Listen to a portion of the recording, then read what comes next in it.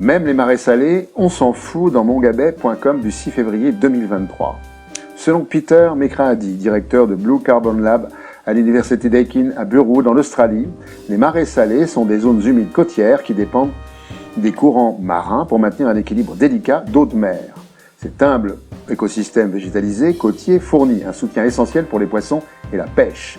Il fournit un habitat pour certaines des espèces les plus rares de la planète. Il aide à stabiliser les littoraux et empêche l'érosion. Et c'est l'un des puits de carbone les plus efficaces et durables.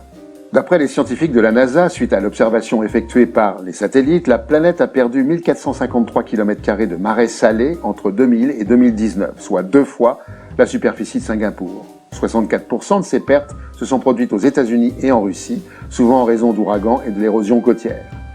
Elles ont entraîné l'émission de 16,3 téragrammes ou 16,3 tonnes de carbone par an. C'est l'équivalent des émissions d'environ 3,5 millions de voitures. Mais on s'en fout. Les changements climatiques, ils s'en foutent dans le devoir.com du 6 février 2023. Une étude menée par Sam Rowan, chercheur de l'Université Concordia à Montréal, montre que les phénomènes météorologiques extrêmes n'ont pas provoqué d'inflexion politique majeure. Un exemple parmi d'autres, suite aux gigantesques feux de forêt australiens en janvier 2020, le gouvernement australien a annoncé qu'il n'augmenterait pas ses objectifs déjà très insuffisants en matière de politique climatique. Sam Rowan a analysé un échantillon de chocs climatiques et de catastrophes naturelles survenues entre 1990 et 2018. Il a ensuite vérifié si des réformes politiques importantes avaient été entreprises dans les 3 années suivantes.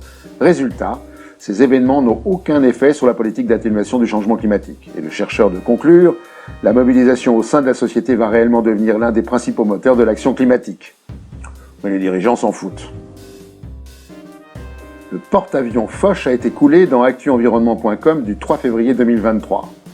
Au lieu de démanteler les porte-avions Foch, le Brésil, à qui l'épave avait été confiée, ne s'est pas embarrassé de considérations écologiques.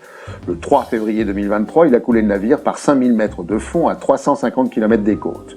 Le Brésil a enfreint la Convention de Londres de 1972 et son protocole de 1996 qui réglemente l'immersion des déchets en mer, ainsi que la Convention de Stockholm de 2001 sur les polluants persistants organiques, le POP. Initialement, le navire de 260 mètres de long devait être démantelé et ferraillé en Turquie. Mais des associations locales s'y sont opposées car il contenait de nombreux polluants, des tonnes d'amiante, de tributyl'étain, le TBT, de polychloribiphényle PCB et de matières radioactives. Mais le Brésil s'en fout. Les forêts, on s'en fout dans monsieurmondialisation.org du 21 février 2023. Le bois énergie représente un tiers des énergies renouvelables de l'Union européenne qui y investit massivement depuis le début des années 2000. Aujourd'hui, 80% des forêts françaises ont moins de 100 ans. 75% sont exploitées. Voilà pourquoi la France ne souffre pas de déforestation, mais de malforestation. Ainsi, pour alimenter la filière, les entreprises se livrent à des coupes rases pour satisfaire une demande en forte hausse de granulés. Plus 120% en un an en 2021 pour l'achat de chaudières à granulés, plus 40% pour les poêles à granulés. Donc le discours est simple, pour décarboner l'énergie, on dévaste les forêts. Pourquoi ? Parce que les forêts, ça se replante. Sauf qu'une monoculture de bois, ce n'est pas une forêt. Mais ça, on s'en fout. L'Amazonie se transforme en savane et on s'en fout dans futurascience.com du 24 février 2023. Des chercheurs de l'Université de Californie à Davis aux États-Unis se sont intéressés aux mammifères terrestres qui vivent dans la forêt amazonienne et qui représentent 9% d'un total de 4000 espèces animales identifiées dans la région.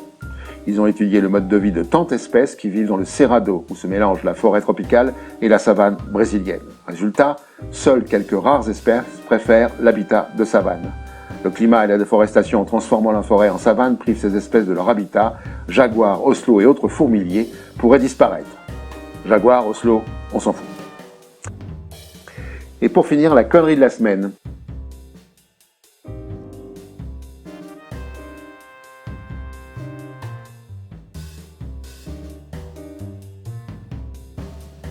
À la prochaine fois.